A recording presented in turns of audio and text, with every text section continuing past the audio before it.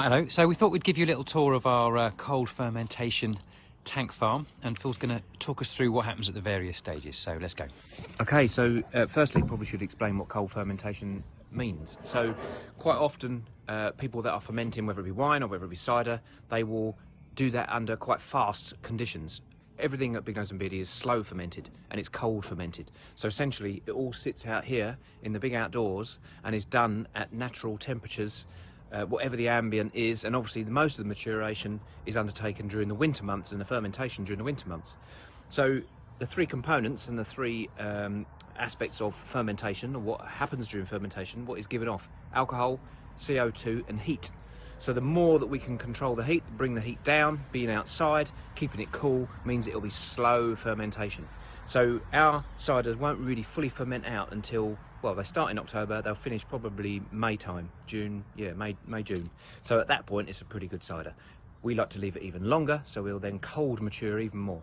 So we'll take you on a quick guided tour of the tanks that we've got. So we'll probably start here. Let's start over this side. These are tanks which we juiced literally a week ago. And as you can see, if you can see all the little, particularly in this area, you can see all the little bubbles rising up. So it's in proper full-on fermentation mode at the moment. It's not too vigorous, the temperature is fairly low, so as I explained, that sort of keeps it relatively slow. But you can see all the bits of apple, you can see all the remnants of the yeasts, and this is all just churning, and this will go on like this probably for another few weeks until it's largely fermented out in its first stage. Then it will quieten down during the real cold months, and then it will kick off again in the spring as things warm up and just sort of finish off. Right, here's another one. This is another batch that we've done this year. So this is juice that's fermenting. I think you can just about see. You can see it bubbling up there. Now sometimes this gets really, it's like churning, like a volcano about to erupt, and occasionally the lids have even blown off. So that's what it looks like a few weeks after we've pressed it. Right, let's go and have a look at something that's a little bit older. So this is a little boardwalk. It's like a little maze. So we try not to walk on the plastic of the tanks. We only want to walk on the frames. That can be a bit slippy, so we put these boards on just so that we can walk across the top and get to each of the tanks. And you'll also notice up there is a cargo net. So we pull that across to try and stop the sun from doing too much deterioration to the plastic. It's not to prevent the HMRC in any aerial capacity from viewing how much stock we've got, obviously. And how many years worth of stock have we got out here? Because we've got quite we've got one tank. The one with the red top is from 2017. Yeah. The others in this area then around it are 2019. What you've got over there is largely 2020, and then 2021 this year is just behind us where we've just been. We've just got this one older tank which we need to decide what we're going to do with that. We originally thought we might put that one to brandy. We're not too sure yet. Well, let's have a look at this one. How old is this one we're over here we're going to look at? So let's look at this one here. This is 2020.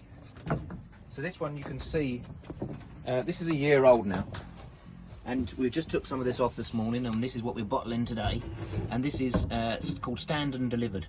And this one is, as you can see, fully fermented. It's quite a darker colour than what we just saw. But you've got this yeast sitting on the top, on the surface. And we just need to take care that when we pump from here, we're not going to end up sucking too much of that through, because otherwise you end up with bits in your cider, and not everyone appreciates that. But that's the natural yeast just sitting on the top. And is it sitting on its lees? Yes, so this tank is on its lees, and what we mean by that is that all of the dead yeast and all of the bits of fruit from the pressing essentially have fallen. So they've all dropped down to the bottom, so there's like a layer of sludge sitting at the bottom, which is called the lees. We leave all of our ciders on the lees. It gives a much deeper flavour to the cider. We are talking about whether we should potentially maybe rack off of that earlier, and so we'll end up with something which is slightly fresher, not quite so heavy in flavour, but largely most of our customers appreciate that flavour and depth of complexity of all the tannins and all the fruits, and that really comes through when you leave it on the lees. Well, maybe we'll try one off the lees this year.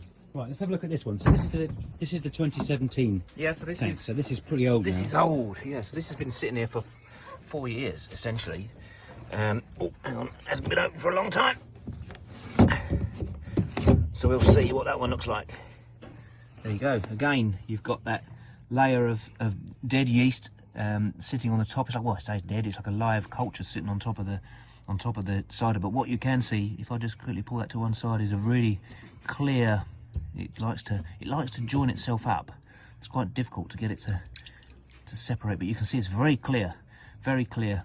So when we pull this across ready for bottling, ideally we will rack from this tank to another one in the barn, and we'll leave behind the lees, and we'll leave behind this top layer, so that we pull through pretty much clear cider, rather than having, because we don't want to filter, we don't do any filtering.